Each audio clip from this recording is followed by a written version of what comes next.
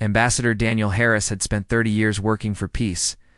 He had solved problems between angry nations. He had stopped small wars before they became big ones. But nothing in his long career had prepared him for this moment. He stood on the bridge of the diplomatic ship Horizons. Colin watched the purple clouds of space that marked the edge of Velthari territory. Humanity had finally traveled far enough to meet another civilization among the stars. Daniel had been chosen to say hello. The Velthari Galactic Empire was old and powerful beyond imagination. They controlled over 2,000 star systems. Their empress, a being called Salith, had ruled for 600 years without aging a single day. Their warships numbered in the hundreds of thousands. Their technology made human machines look like children's toys. And in all their long history, they had never once treated another species as equal. Daniel looked at his team. Lieutenant Commander Katie Morrison led his security detail. She was tough and smart and had saved his life twice before. Dr. Samuel Grant was their language expert. He had spent months listening to Velthari signals, learning their words and their ways. They carried gifts for the Empress, beautiful music, famous paintings, great books, and seeds from Earth's most lovely flowers. They carried hope in their hearts. The Velthari cruiser that came to meet them was 3 kilometers long. It bristled with weapons that could turn a whole planet into glass. Daniel felt his stomach tighten, but he kept his smile in place as he boarded the alien ship. Tall beings with silver skin waited for them in perfect rows. Their eyes were cold. Daniel extended his hand to the leader, a warrior called High Sentinel Vorath. On behalf of the United Earth Federation, he said clearly, "We come in peace." Vorath looked at the hand like it was something dirty. "You will follow," he said in rough English. "The Empress has given you audience. Be grateful. Most species wait many years for such honor." Daniel lowered his hand slowly. "We are honored. We hope to build friendship between our peoples." Vorath made a sound that might have been a laugh. "You do not understand, human. The Empress does not make friends. She allows things. She permits things. If you are lucky, she will let your species live as servants in her empire. This is the best gift she can give." The trip to the Velthari homeworld took 3 days. Daniel used that time to watch and learn. The ship's crew treated humans like curious animals at best. He saw a Velthari officer kick a smaller alien out of his path without stopping. He saw prison cells filled with beings from many worlds, all going to lives of slavery. "This is what they want for us," Katie whispered to him one night. "They don't want friends. They want slaves." Daniel nodded. His heart was heavy. "Then we must make them understand that humanity is not available for that. We will be firm but polite. There must be a way to set boundaries without starting a war we cannot win." When they reached the throne world of Velthar Prime, Daniel understood why the Empire had lasted so long. The planet was a fortress. Defense platforms circled it like angry bees. Thousands of warships patrolled every approach. The palace was a mountain of black crystal that seemed to swallow the light. From the 2 suns, they walked through endless hallways lined with trophies from conquered worlds. Skulls of species long dead. Flags of nations that no longer existed. Weapons that would never fire again. It was a museum of victory over others. Daniel felt the weight of it pressing down on him. The throne room was bigger than anything Daniel had ever seen. Thousands of Velthari nobles filled the viewing areas, their silver skin shining under crystal lights. And at the far end, sitting on a throne carved from a single huge gemstone, was Empress Salith. She was ancient and terrible. Her eyes burned with cold intelligence. When she spoke, her voice filled every corner of the enormous room without any machines to make it louder. "So these are the humans," she said. "The newest arrivals to my galaxy? You have traveled far to kneel before me." Daniel stepped forward. His heart was pounding, but his voice was steady. "Your Majesty, the United Earth Federation does not seek to kneel. We wish to stand beside the Velthari Empire as partners. We believe that working together would help both our peoples." The silence that followed was complete. Then Empress Salith began to laugh. "Partners," she repeated, as if tasting a strange food. "You arrive with one ship. You represent a species that has barely left its home system. And you speak of partnership? The Velthari do not have partners. We have subjects. We have servants. We have those who obey and those who die. These are your choices. Daniel felt Katie tense beside him. He kept his own face calm. With respect, Your Majesty, humanity does not accept those terms. We offer a third choice, peaceful existence between two powers. We have much to give your empire. Our art, our science, our different way of seeing things. We ask only for respect. Empress Salith rose from her throne. The room seemed to grow colder. She came down the crystal steps slowly until she stood right in front of Daniel. She was almost a meter taller than him. Her presence was suffocating. You have courage, human, she said softly. I will give you that. But courage without power is just another word for foolishness. Your species numbers in the billions, my numbers in the trillions. Your fleet has hundreds of ships.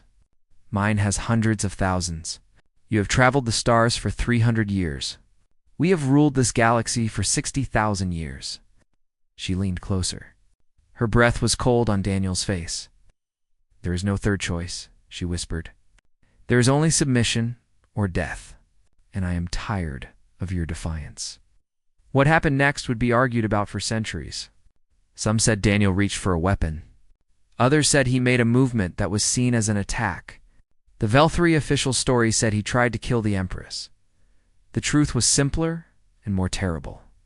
Daniel Harris did nothing at all. Empress Salith simply raised her hand and signaled to her guards. This human has insulted the throne with his pride, she announced. Let him show his species what happens to those who do not kneel. The execution was sent to all human channels. Daniel Harris was forced to his knees before the whole galaxy. Katie and Samuel were held back, forced to watch as the Empress herself drew a ceremonial blade. Let it be known, Salith announced, that this is what happens to all who do not kneel. Humanity will send new ambassadors. They will be more cooperative. The blade fell. Daniel Harris, ambassador of the United Earth Federation, died on his knees in a foreign throne room, surrounded by enemies.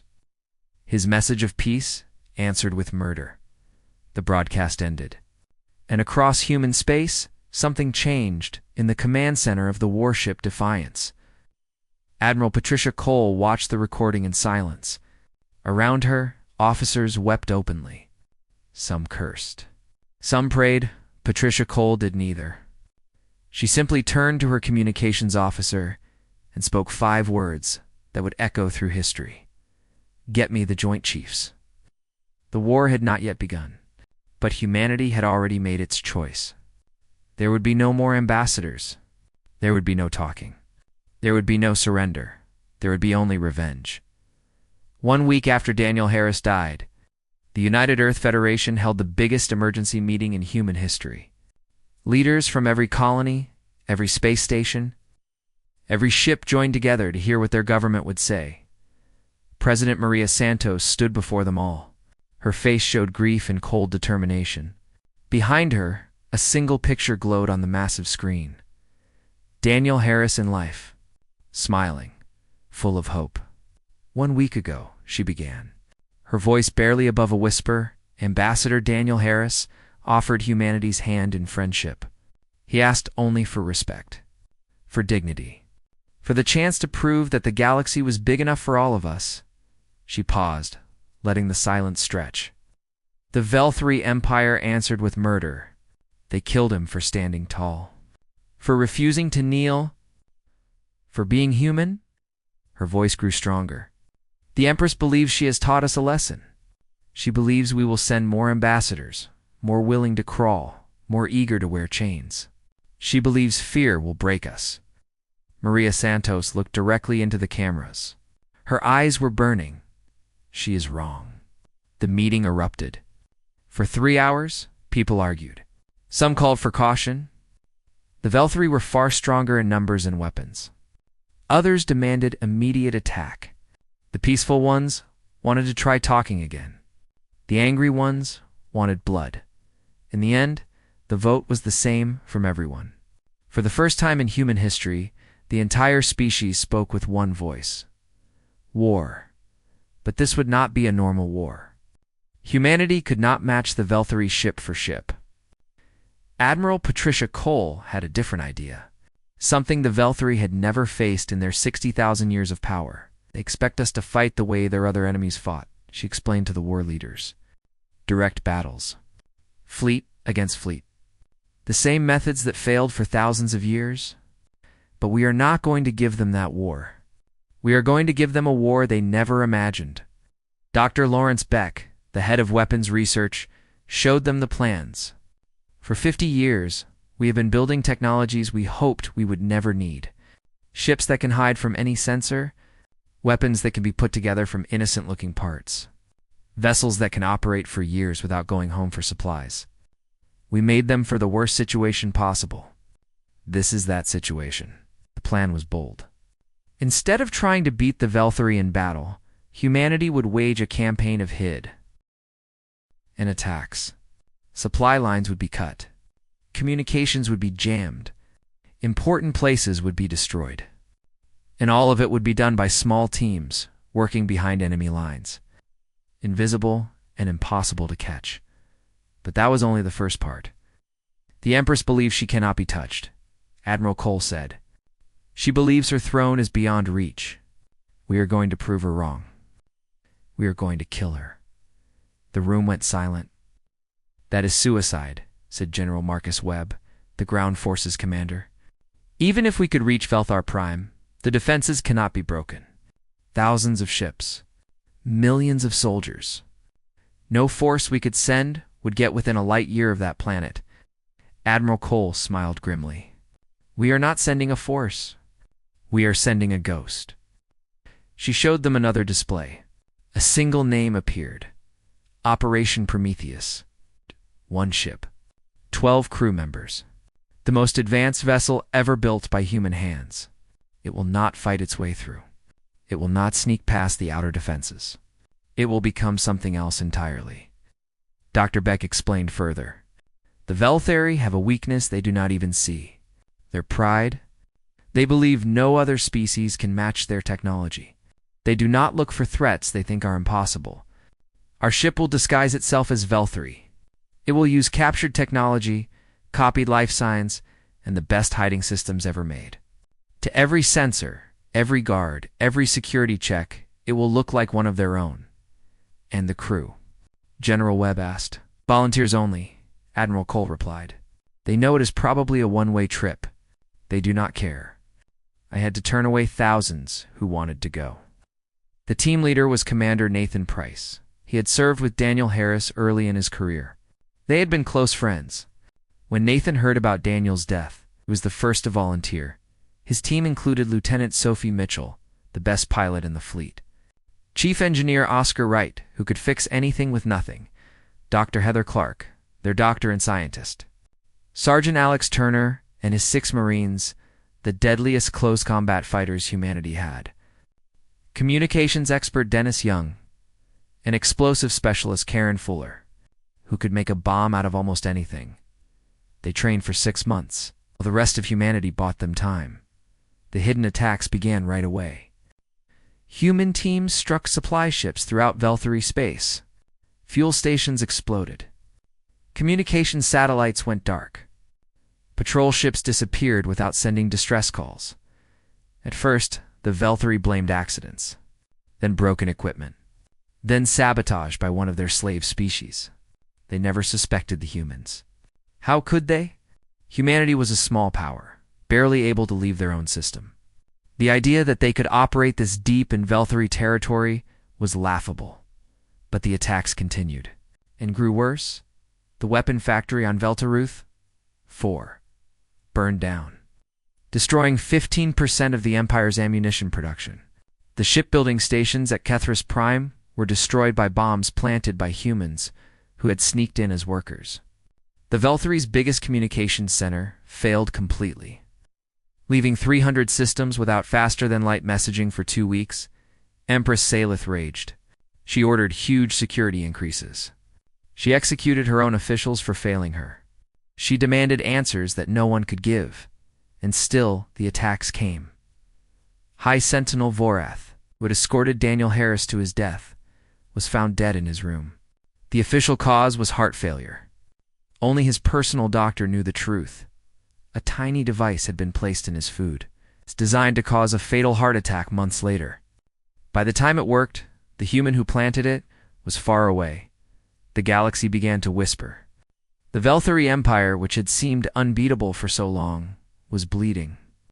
And the humans were responsible. Slave species began to pay attention.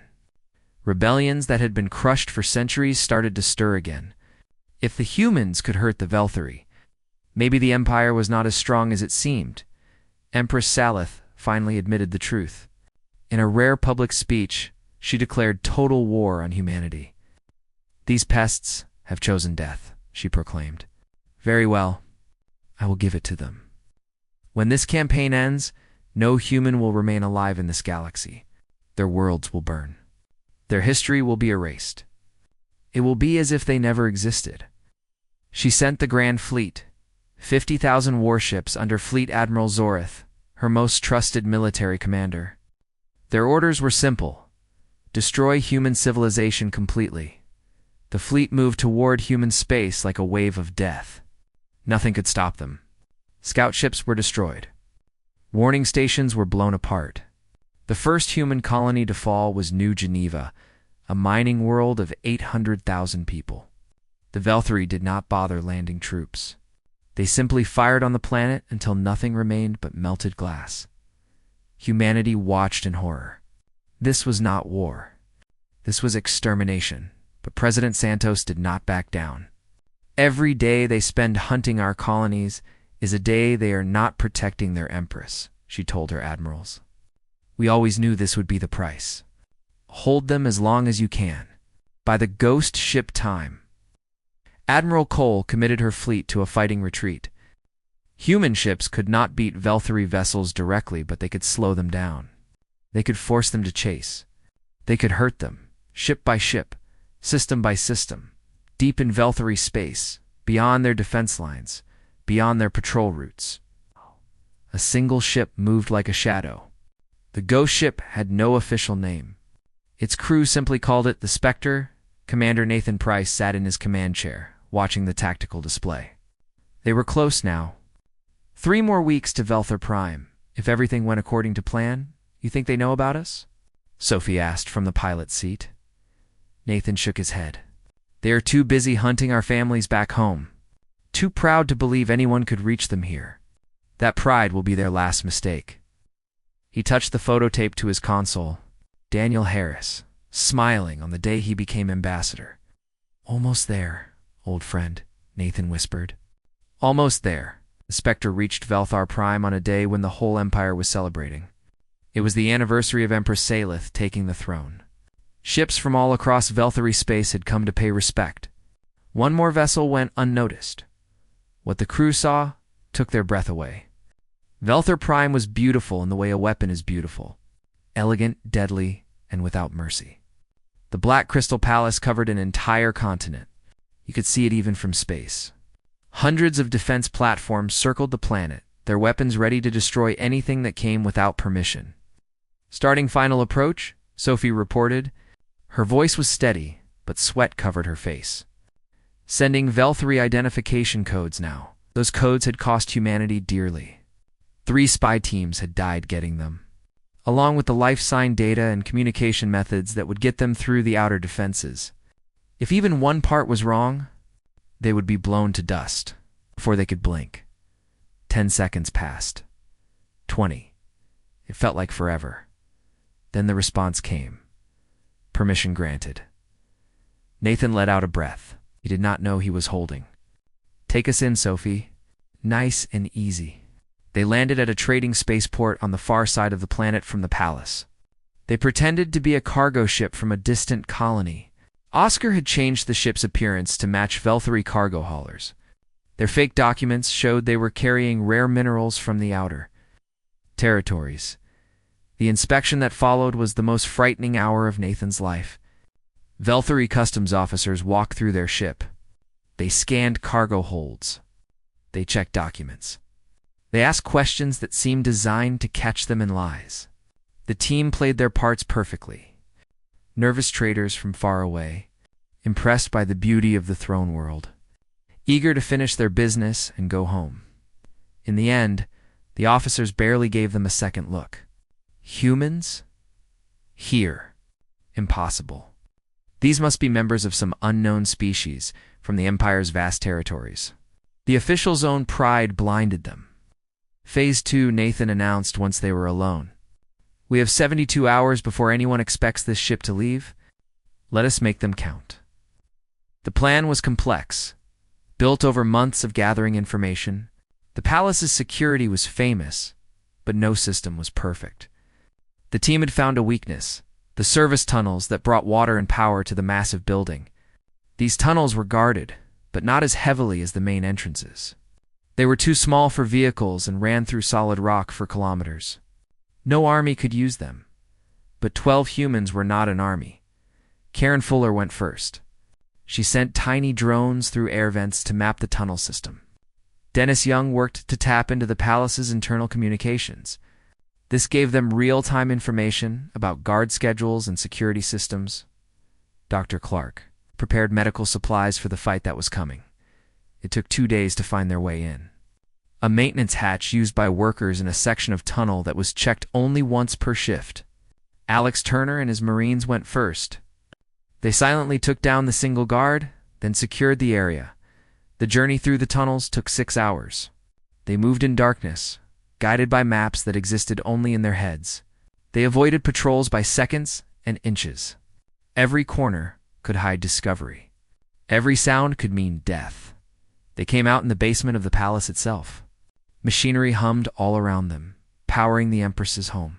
From here, they could reach the lower levels, still far from the throne room, but inside the fortress. This is where it gets hard, Nathan whispered. The lower levels were mostly staffed by servant species, beings conquered by the Velthari and forced into low work. These creatures, some human-shaped and some very different, kept the palace running while their masters lived in luxury above. Oscar had an idea that would carry them the final distance. They hate the Velthari, he said. Every single one of them. They just have no hope. What if we gave them some Nathan thought about the risk. Showing themselves to anyone was dangerous, but they could not fight through an entire palace. They needed help from inside. They found it in a being called Seventh Worker. He belonged to a species called the Kreth and had served in the palace for 30 years. Like all servants, Seventh Worker had no real name, only a number. The number showed how many times he had been punished for mistakes. Sophie made contact. She appeared before him in a storage room. "Do not be afraid," she said. "We are not Velthari. We are humans." Seventh Worker's many eyes went wide. He had heard the rumors. Everyone had. The humans who were making the Empire bleed, who refused to kneel, who had done what no other species had dared in thousands of years. "You are the ghost makers," he whispered. "The ones who kill without being seen." "We need your help," Sophie said. "We are going to kill the Empress. And when she is dead, things are going to change for everyone she has hurt." It was a promise humanity had no right to make. The Velthari Empire might survive the Empress's death. Even if it fell, there was no guarantee of freedom for the servant species. But Sophie made the promise anyway. Because it was the right thing to do. Because it was human. Seventh Worker was silent for a long moment. Then he spoke words that no servant had ever dared to say. "I will help you." Through Seventh Worker, they found others. The Kreth, the Malari, the Venth, servants from a dozen species who had suffered under Velthari rule for generations. Not all of them agreed to help. The risk was too great. The fear was too strong. But enough did. Enough to give information, to open doors, to look the other way at important moments. The night of the attack arrived.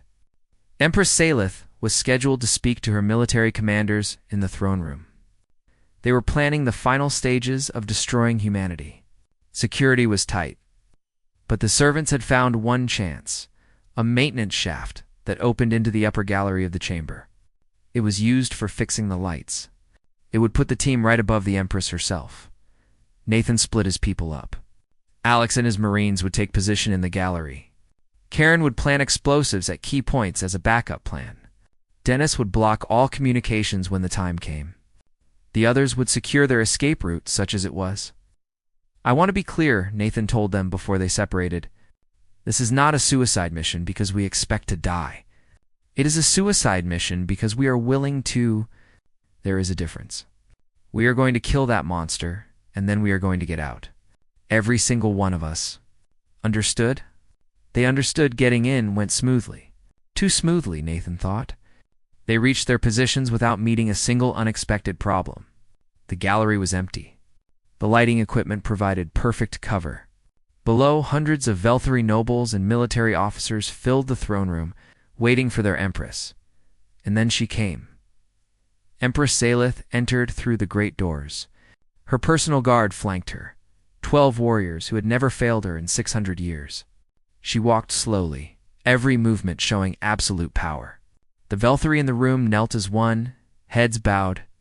Nathan watched through his rifle scope as she climbed to her throne. This was the being who had killed Daniel Harris, who had ordered human colonies destroyed, who had promised to wipe humanity from existence. She was smiling. "Rise," she commanded, and everyone obeyed. "Today we discuss the final solution to the human problem." Fleet Admiral Zorth, report. A Velthari in fancy military clothes stepped forward. "Your Majesty, the human homeworlds are within reach. We expect complete destruction within 3 months. Their species will trouble us no more." The Empress's smile grew wider. "Excellent.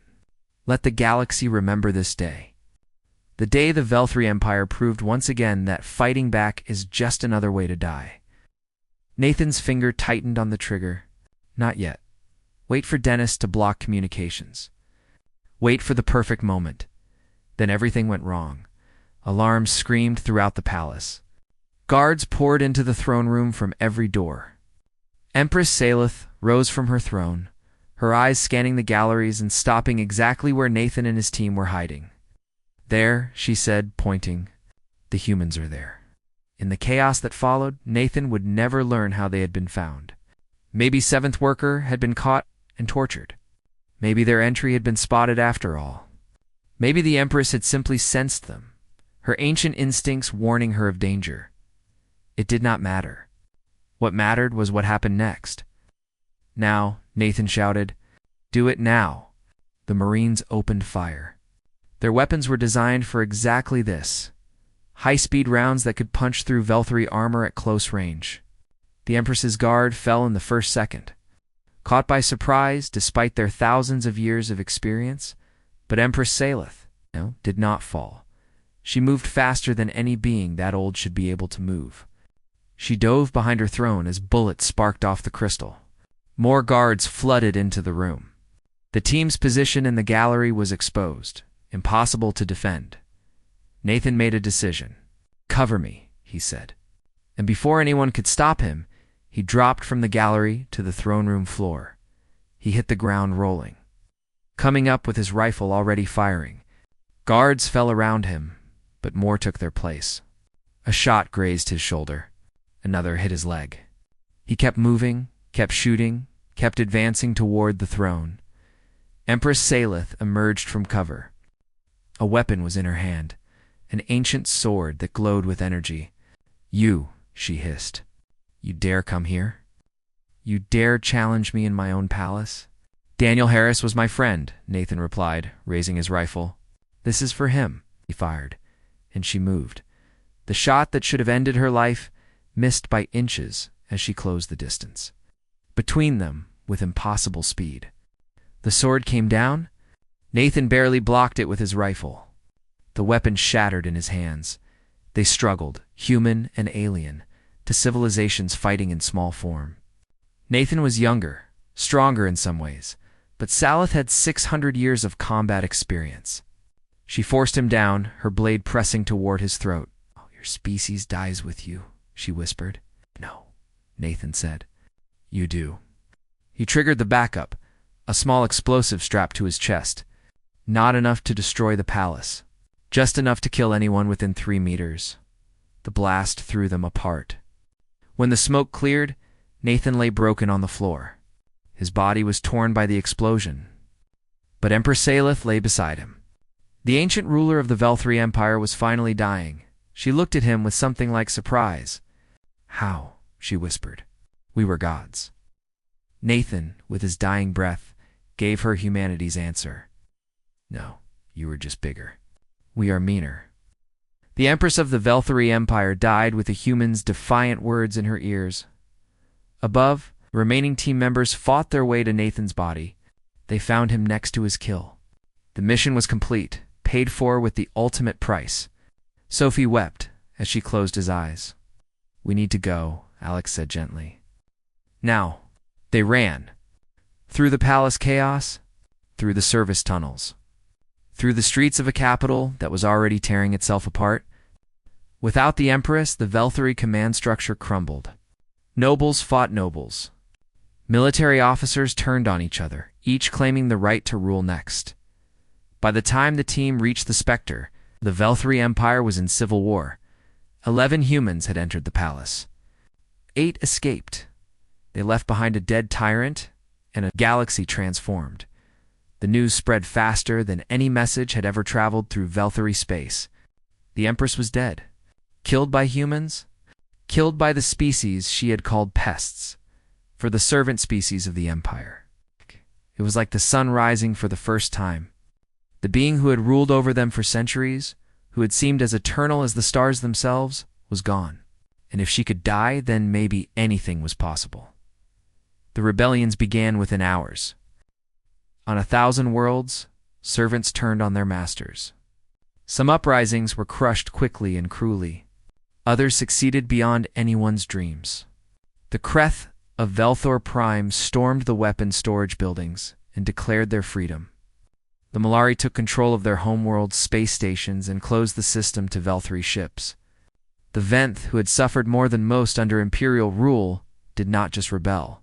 They launched an organized military campaign that captured an entire region of space within weeks, and the Velthri fought each other as much as they fought their former slaves. High Admiral Zorath, still commanding the fleet sent to destroy humanity, received the news in the middle of his campaign. His response was immediate. He turned his ships around and raced back to Velthor Prime. He wanted to claim the throne for himself, but he was not the only one. 3 other admirals had the same idea. 2 planetary governors declared themselves the rightful ruler. A council of nobles tried to set up a temporary government. Within a month, the Velthri Empire had broken into 7 groups, all fighting each other. For humanity, it was a gift beyond anything they had hoped for. Admiral Cole gathered her surviving ships. Barely 200 vessels remained, the beaten remnants of the fleet that had bought time for the Spectre's mission. She looked at the situation carefully. "They are not coming for us anymore," she reported to President Santos. "They are too busy killing each other. We have time now. Time to rebuild. Time to prepare." "Prepare for what?" the president asked. "For when they stop fighting each other and remember us. One of these groups will eventually win. And when they do, they will want revenge." But that was a problem for another day. For now, humanity had survived, and more than survived. They had proven something to the galaxy. The news of what humans had done traveled through the former empire like fire through dry grass. Humans, the tiny species from the far edge of the galaxy. They had killed the immortal Empress. They had broken the unbreakable. Other species began reaching out to the United Earth Federation. The Kreth sent diplomats, asking for alliance and help defending each other. The Malari offered trade agreements. Even some Velthri groups, seeing that the old ways were dead, began making contact. Humanity found itself at the center of a new order. One built not on ruling others, but on the simple idea that Daniel Harris had died for: respect for all. President Santos spoke to the Federation on the first anniversary of Daniel's death. Behind her, memorial wall showed the names of everyone who had fallen in the war. Soldiers, civilians, the entire populations of colonies that the Velthri had destroyed. The list was long. Too long. 1 year ago, she began, Ambassador Daniel Harris asked only for the chance to prove that the galaxy was big enough for all of us. He was murdered for that belief. What followed was the darkest year in human history. We lost millions. We lost worlds. We lost heroes beyond counting. She paused. Her voice was thick with emotion. Ow. But we did not lose ourselves. When the Veltari demanded we kneel, we stood. When they promised extinction, we promised something worse: consequences. We showed the galaxy that size does not determine worth. Numbers do not determine courage. Technology does not determine spirit. The Empress believed she was killing a pest when she struck down Daniel Harris. Instead, she woke a force she could never have imagined. Because that is what humans do. That is who we are. We do not surrender. We do not submit. We do not go quietly, and we do not forget. The war was not over. The Veltari groups continued fighting, and everyone knew that eventually a winner would emerge. But humanity was no longer the helpless newcomer they had been. They had allies now. They had time to rebuild and advance. And they had something more valuable than any weapon: the knowledge that they could stand against the darkness and survive. The Spectres surviving, crew members were honored as heroes, but they did not accept the title. Heroes do not come back, Sophie said at the memorial service for Nathan and the others who had died. We just got lucky. The real heroes are the ones who did not make it. Nathan, the others. They knew they probably would not survive. They went anyway. That is what being a hero means. Daniel Harris's name was spoken alongside theirs. His mission had failed. He never achieved the peace he wanted. But his death had woken something in humanity that might never have appeared otherwise: a refusal to accept unfairness, a willingness to fight impossible odds, a stubborn, unreasonable, wonderfully human belief that dignity was worth dying for. The galaxy would never be the same back on Earth. The rebuilding had begun. New ships were being built, better than before. New weapons were being designed. New alliances were being formed. The Kreth sent engineers to help with construction. The Malari shared trade routes and resources. Even some former Veltari servants offered what help they could. Admiral Cole oversaw the military rebuilding. We got lucky once, she told her officers. We cannot count on luck again. When the Veltari Civil War ends, whoever wins will come for us. We need to be ready. General Webb worked on ground defenses. Every human world was being fortified. Every city was being prepared for possible attack. The days of being defenseless were over. Dr. Beck and his research teams worked around the clock. The technology that had made the Spectre possible was being improved, expanded, made ready for mass production. Human ships would never match Veltari vessels in size or firepower, but they would be sneakier, harder to find, and more dangerous than anyone expected. And in diplomatic halls across the former empire, human ambassadors were doing something unprecedented. They were not demanding tribute. They were not threatening conquest. They were simply talking, listening, and building relationships based on mutual benefit. It confused many species. This was not how galactic powers behaved. The strong took from the weak. That was the way of things. That was how it had always been. But humans did things differently. We are not interested in ruling anyone, Ambassador Sophie Mitchell explained to a gathering of former servant species. She had left the military after the war, following in Daniel's footsteps. We are interested in trading, learning, and growing together. We believe that a galaxy of free peoples working together is stronger than any empire built on chains. Some species did not believe her. Centuries of oppression had taught them that kindness was always a trap, that friendship was always a weapon. They kept their distance, waiting to see what the humans really wanted. Others took the chance. The Kreth were, first, signing a full alliance treaty with humanity. The Malari followed soon after, then the Venth, then a dozen others. Slowly, carefully, a new coalition was forming. Not an empire, but a partnership. The Velthari's successor states watched with growing alarm. They had expected the former servants to remain weak and divided. They had expected humanity to be too damaged by the war to matter. They had been wrong on both counts. On the bridge of her rebuilt flagship, Admiral Cole received reports from across the galaxy.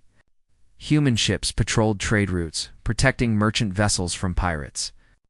Human engineers helped rebuild worlds devastated by the Civil War.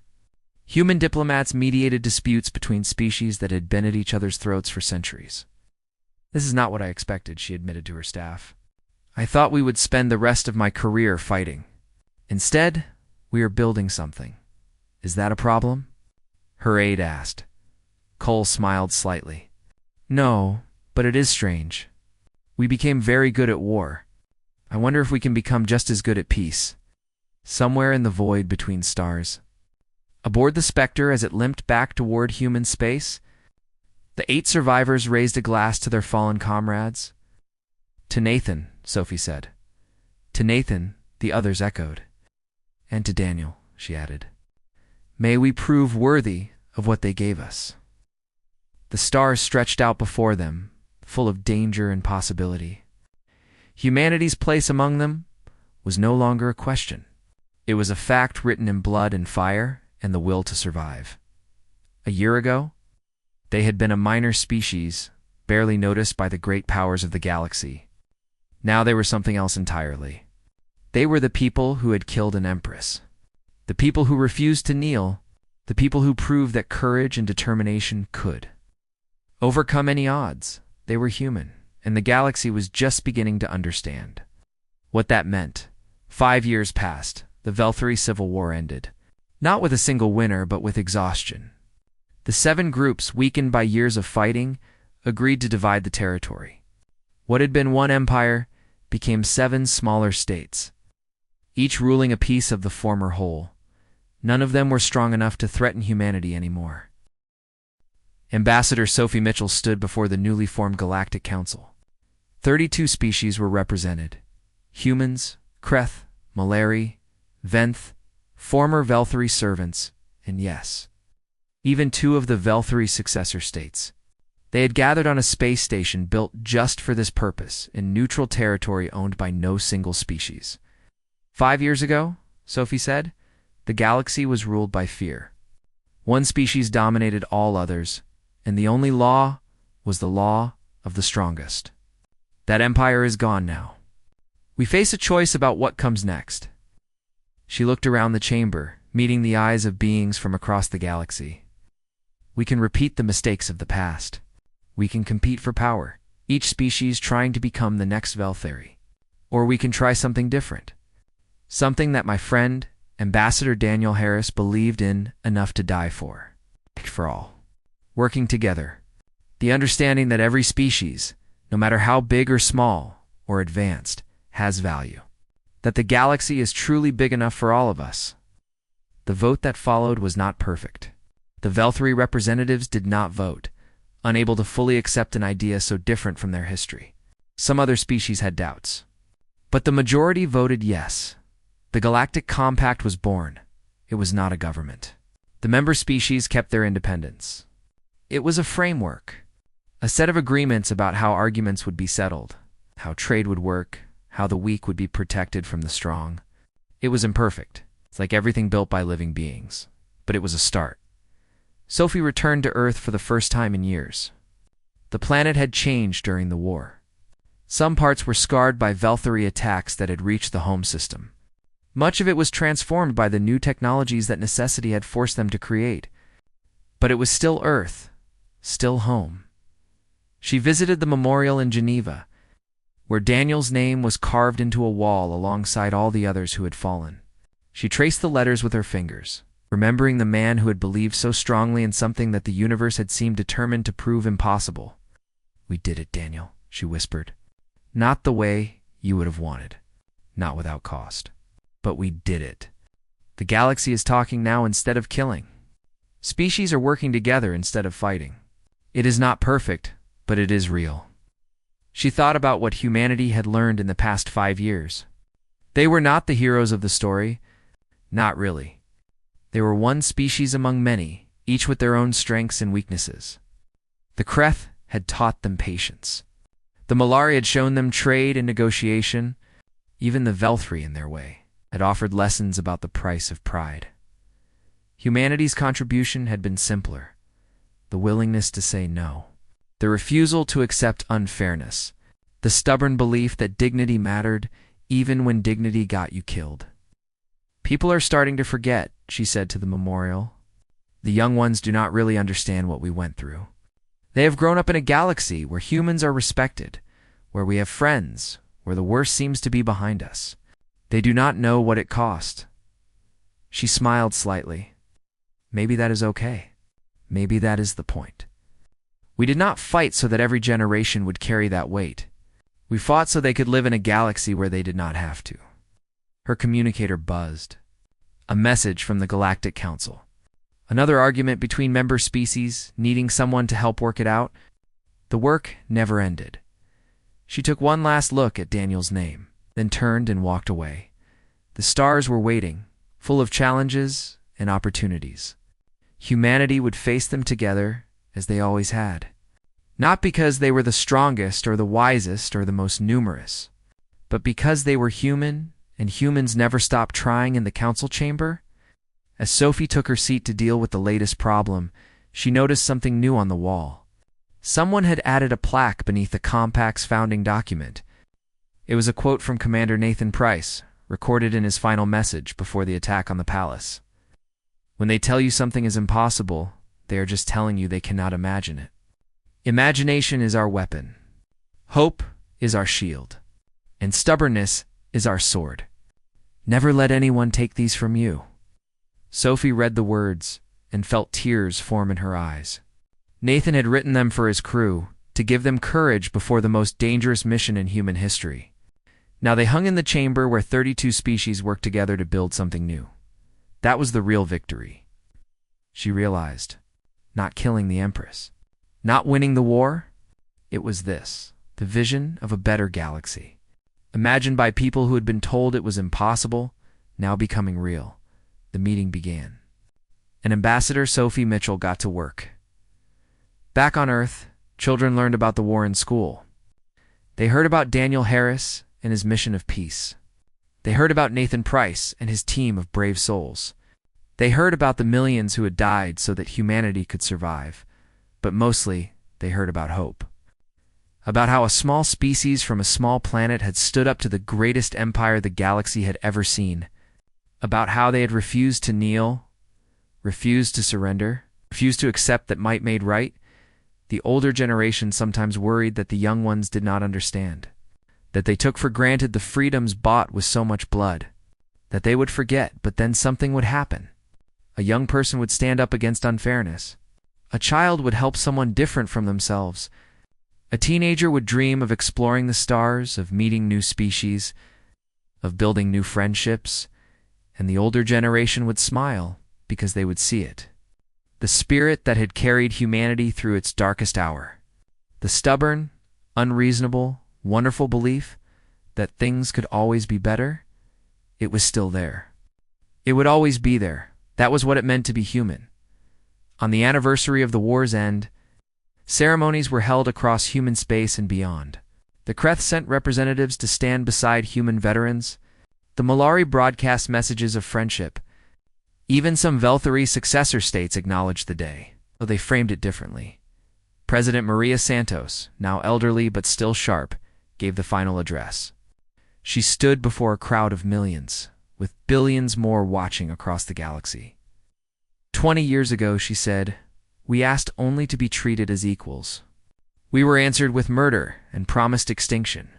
Today, we stand as founding members of a galactic community. We have allies we never imagined. We face a future brighter than any we could have dreamed. She paused, looking out at the crowd. We paid a terrible price for this future. We must never forget that price. But we must also never forget why we paid it. Not for revenge. Not for power. Not for glory. We paid it for the right to stand tall. To live free. To reach for the stars without asking permission. Daniel Harris believed the galaxy was big enough for everyone. Nathan Price and his team died to give us a chance to prove it. Now it is our job to make sure their sacrifice was not in vain. The universe is vast and full of wonder. Let us explore it together. Let us build something worthy of those who gave everything so we could be here today. Let us be human. Now and always. The crowd erupted in cheers. Across the galaxy, beings of dozens of species joined in. For a moment, the old divisions did not matter. For a moment, they were all just people, looking up at the stars, dreaming of what might come next. The story of humanity among the stars was far from over. There would be new challenges, new dangers, new chances to prove who they were. But this chapter, the chapter of fear and blood and terrible sacrifice, had ended. What came next would be different, better, because that was what humans did. They looked at the galaxy and saw not what it was, but what it could become. And then, against all odds, they made it real. One stubborn step at a time, the stars waited, and humanity, together with its new friends, went out to meet them, not as conquerors, not as victims, as equals, as partners, as dreamers who refused to stop dreaming, and that, more than any weapon or technology or strategy, was what made them truly dangerous to anyone who tried to take their freedom away. The Empress had learned that lesson too late. The galaxy would not forget it.